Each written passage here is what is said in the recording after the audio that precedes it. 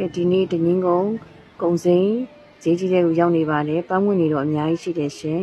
1900 1800ပါနော်1500နှစ်ပွင့်ယူရင်2500လည်းရှိတယ်ကျမဒါကောတကားတီး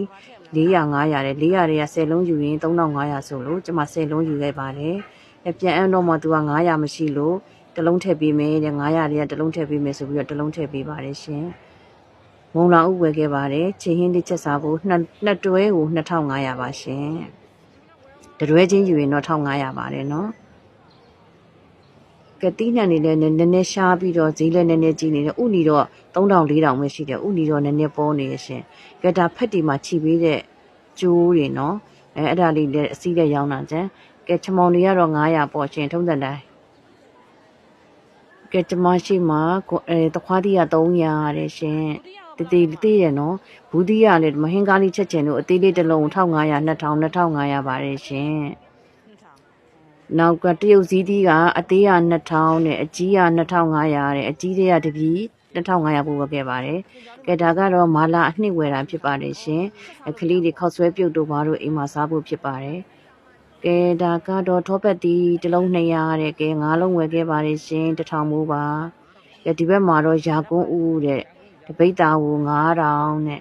ဈေးတော်တော်ကျသွားတယ်နော်ကစုံပုံစံလိုမျိုးပဲဆိုတော့သူကစိမ့်စားဦးနဲ့တူတာတဲ့စိမ့်စားရတာတဲ့ကျမတော့မစားဘူးရှင်ပြည့်ဝယ်ခဲ့ပါတယ်ရှင်မြစ်1000မိုးဝယ်ခဲ့ပါတယ်ဒါမြစ်1000မိုးပါနော်ပြီးတော့ကစုံဦးဝယ်ခဲ့ပါတယ်ကစုံဦးကတော့အကြီးအသေး2မျိုးရှိပေမဲ့ဘယ်ဟာပဲယူ2000တပိတ်တာကို2500ပါတယ်ရှင်ပြီးတော့ကျမပဲပြားဝယ်ခဲ့ပါတယ်ပဲပြား2000ဘိုးကို6တုံးရခဲ့ပါတယ်ရှင်